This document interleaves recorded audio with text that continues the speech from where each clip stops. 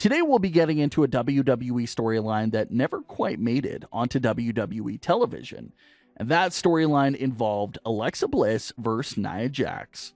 So let's go over this forgotten storyline, and you let us know if you think WWE should have brought this over to Raw. I thought it was really interesting. Depending on what they really had planned for it, I think it could have been one of those good soap opera storylines that really brought in a lot of attention. So who was the main characters for this storyline? The characters that were set to be involved in this storyline were Alexa Bliss, Nia Jax, and Enzo. This storyline was set to take place around early 2018 and possibly into WrestleMania that year. What's interesting is that we actually did see that start of the storyline on Raw back then, but due to Enzo's release and a lot of other issues there, it never had the chance to play out. But Enzo was reportedly set to be paired with Nia Jax. Now, you can go back to Raw 2018, and there were a few backstage segments that was starting to plant the early seeds for that relationship, such as the segment titled Nia Jax has a surprise encounter with Enzo. Nia approaches Enzo backstage and stares at him with a smile before saying, "How you doing?" That following week on Raw, Nia Jax had sent Enzo a DM, and he was just about to answer her before he was interrupted. WWE then followed that up with Enzo and Nia Jax being caught under the mistletoe on the Christmas edition of Raw.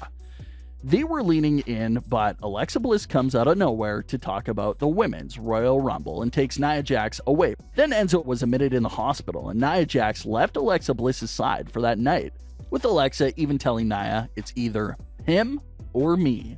Nia went with Enzo and proceeded to leave the arena to visit him in the hospital, leaving Bliss frustrated. Then, after Nia got hurt, Enzo came, but Alexa told him to leave, that she's got this. But Nia turned around and told Alexa to leave instead. That's where the story ended at because of Enzo's release. I myself completely forgot that any of that stuff actually happened, so I wanted to give you the recap before we get into what Enzo had to say about the ending of that storyline. While on the Steve Horseman podcast, Enzo had this to say about where the story was going and what Vince McMahon personally informed about the storyline that even Nia and Alexa weren't aware about. Enzo had this to say: "I'm using Nia as a heater to keep my title, and I get caught with her best friend, Alexa Bliss, backstage. Bang. That's how you do it. Nia didn't know that. Alexa didn't know it. I knew that because Vince told me. I was just toying along with her. I wanted her to win me matches. I wanted her to be like China." Wow, so that's how the story was supposed to unfold. Nia Jax gets led to believe that Enzo really likes her, so she falls for him.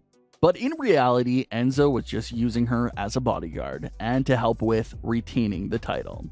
Who Enzo was actually interested in was Alexa Bliss, and he would have later been caught with Alexa backstage, causing his plan with Nia Jax to be destroyed.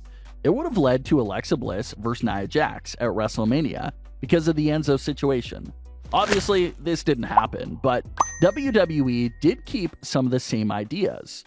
Alexa Bliss versus Nia Jax did happen that year, but it was after Alexa was busted backstage making fun of Nia's appearance.